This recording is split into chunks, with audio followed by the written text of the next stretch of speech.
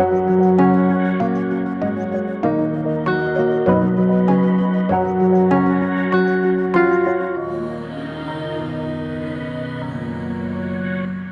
പേര് അനന്തു.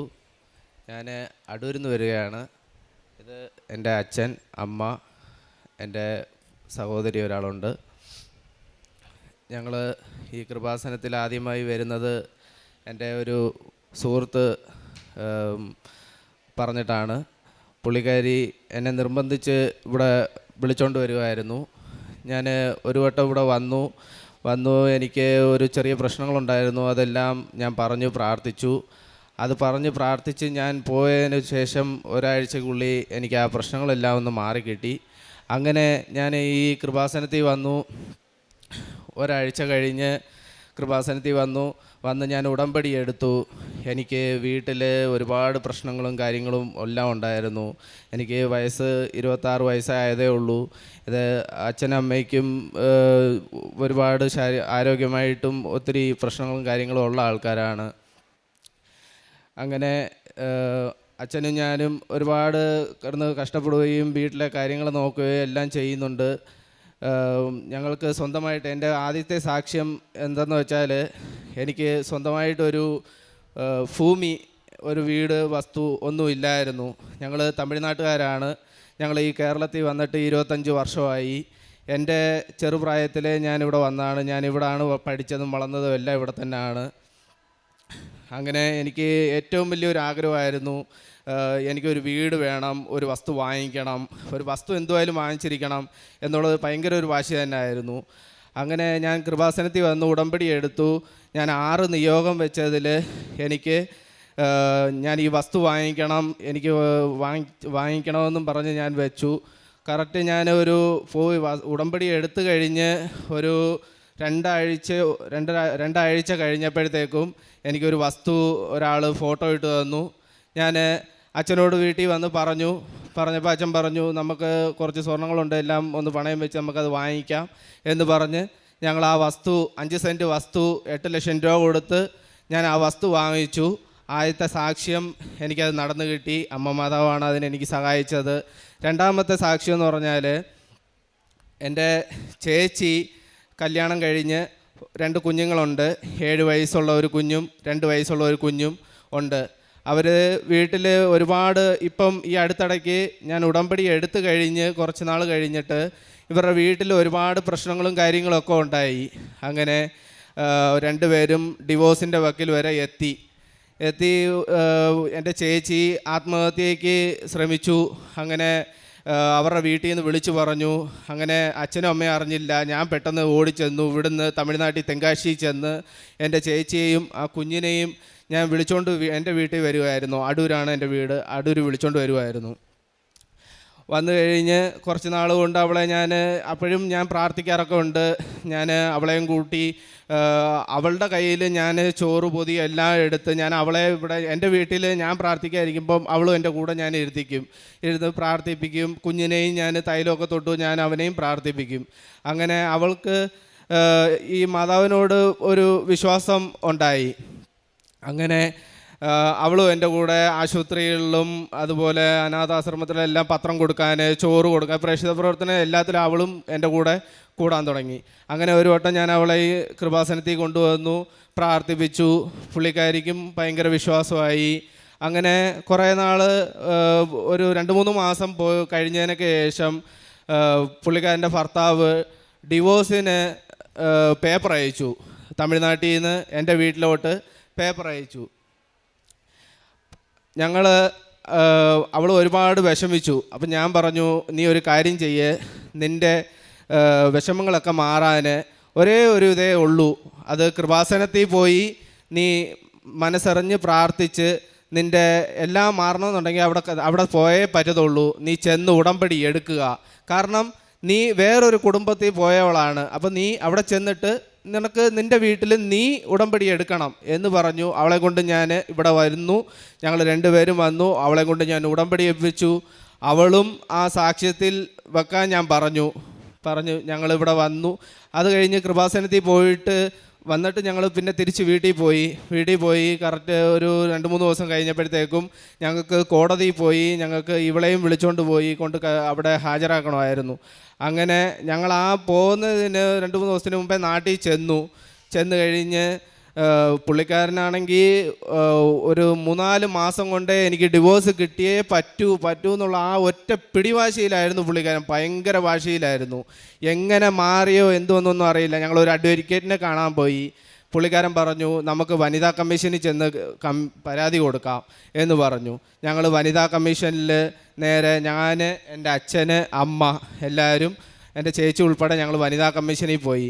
അപ്പോഴും ഉടമ്പടി, കാശുരൂപം, തൈലം, ഉപ്പ് ഇതെല്ലാം എൻ്റെ പോക്കറ്റിൽ ഞാൻ വെച്ചുകൊണ്ടാണ് ഞാൻ പോയത്.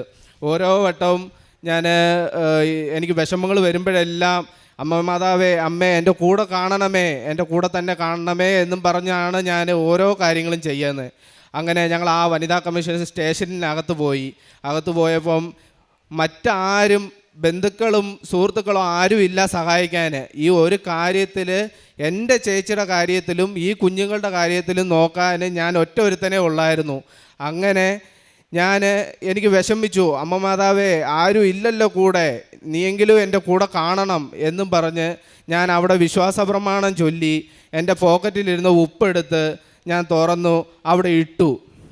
സ്റ്റേഷനകത്ത് ഇട്ട് കഴിഞ്ഞപ്പോൾ ഞാൻ പറഞ്ഞു, എൻ്റെ ഏതെങ്കിലും ഒരു രൂപത്തിൽ ഇവിടെ അമ്മ മാതാവ് കാണണം എന്ന് ഞാൻ അവിടെ പറഞ്ഞ് പ്രാർത്ഥിച്ച് ഞാൻ അവിടെ ഇരുന്ന് കരയുകയാണ്.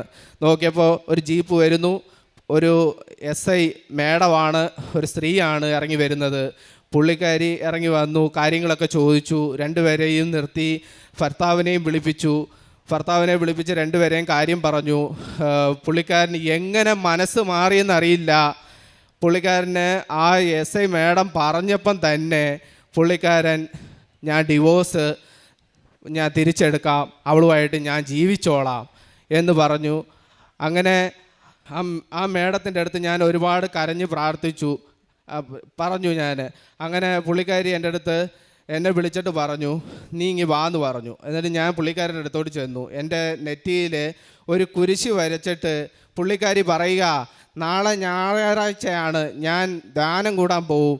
ഞാൻ അന്നേരം നിനക്ക് വേണ്ടി ഞാൻ പ്രാർത്ഥിക്കാം, അമ്മ മാതാവ് നിന്നെ കാക്കട്ടെ എന്ന്. എങ്ങനെ ആ മേഡം അറിഞ്ഞെന്നുള്ളത് എനിക്കറിയില്ല.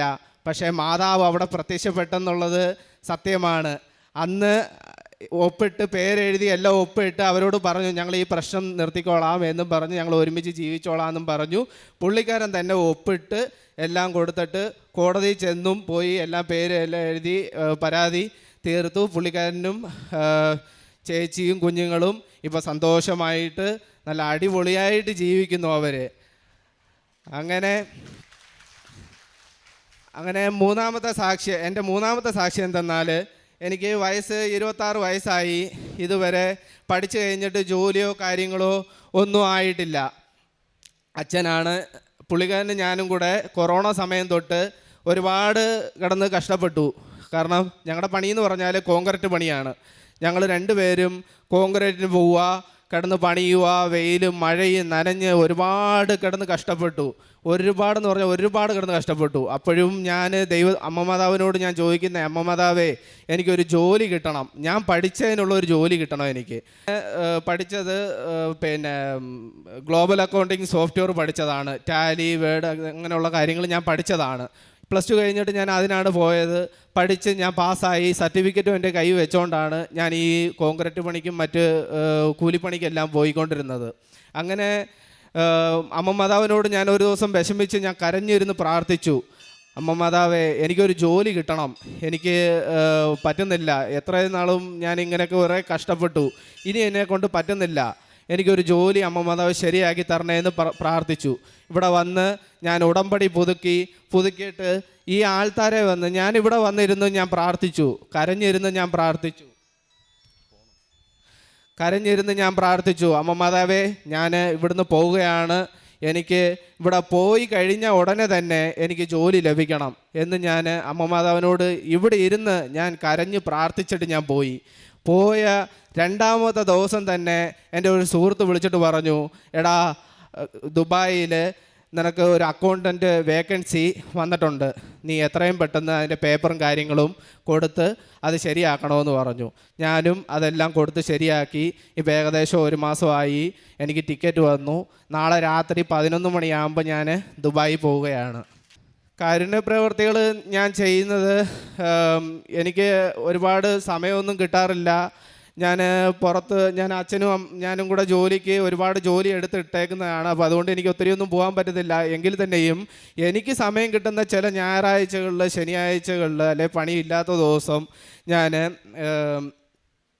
ഇവിടുന്ന് കോട്ടയം മെഡിക്കൽ കോളേജിൽ ഇവിടുന്ന് ബസ് കയറി ഞാൻ ഒറ്റയ്ക്ക് പോയിട്ട് അവിടെ ചെന്നിട്ട് കുറേ ആൾക്കാരെയൊക്കെ കണ്ടു. എല്ലാവരെയും ആയിട്ട് ഞാൻ പത്രമൊക്കെ കൊടുക്കും. പിന്നെ കടയിൽ നിന്ന് തന്നെ ഞാൻ പോയി, ചിലവർ ഈ ചൂടത്ത് വെയിലത്ത് ഇങ്ങനെ നടന്നു വരും, അവരെ കാണുമ്പോൾ നമുക്ക് ഭയങ്കര വിഷമമാണ്. അന്നേരം ഞാൻ ചില കടകളിൽ പോയി ഒരു 10ൻ്റെ ജ്യൂസ് ഒരു 10-30 എണ്ണം മേടിച്ചിട്ട് എല്ലാവർക്കും ഓരോ പത്രവും കൊടുത്ത് ഈ വെള്ളവും കൊടുത്തിട്ട് പറയും ഇത് വായിക്കണം എന്നും പറഞ്ഞ് ഞാൻ എല്ലാവരും കൊടുക്കും. അതുപോലെ ഞങ്ങളുടെ അടുത്ത് തന്നെ പത്തനാപുരം ഗാന്ധി ഭവനുണ്ട്. അവിടെ ചെന്നിട്ട് ഞാൻ അവിടെ ഉള്ള കുട്ടികൾക്ക് ഈ സ്നാക്സ് കാര്യങ്ങളെല്ലാം മേടിച്ചു കൊടുക്കും. പിന്നെ ഇപ്പം ഞാൻ പോകുന്ന ഭാഗമായിട്ട് ഞാൻ നാളെ രാവിലെ അവിടെ ചെന്നിട്ട് കുറച്ച് സാധനങ്ങളും കൂടെ വാങ്ങിച്ചു കൊടുത്തിട്ടാണ് ഞാൻ പോകുന്നത്. ഇതുവരെയും ഞാൻ ഒരുപാട് ആശുപത്രികളിലെല്ലാം ഫുഡ് കൊണ്ട് കൊടുക്കുകയും, എൻ്റെ വീടിൻ്റെ അടുത്താണ് ഗവൺമെൻറ് ആശുപത്രി. അവിടെ ഞാൻ എന്നെക്കൊണ്ട് കഴിയുന്ന രീതിയിൽ ഒരു 15-20 പൊതി ഞാൻ കെട്ടി വീട്ടിൽ തന്നെ ഞാൻ തന്നെ പാചകം ചെയ്ത് എല്ലാം പാർസലാക്കി. അച്ഛനും അമ്മയും ചിലപ്പോൾ ജോലിക്ക് പോകും. അന്നേരം ഞാൻ തന്നെ വീട്ടിൽ ഇരുന്ന് ചോറും കറിയും എല്ലാം വെച്ച് ഞാൻ തന്നെ അത് പാചകം ചെയ്ത് എല്ലാം കൊണ്ട് കൊടുത്തിട്ട് വരും.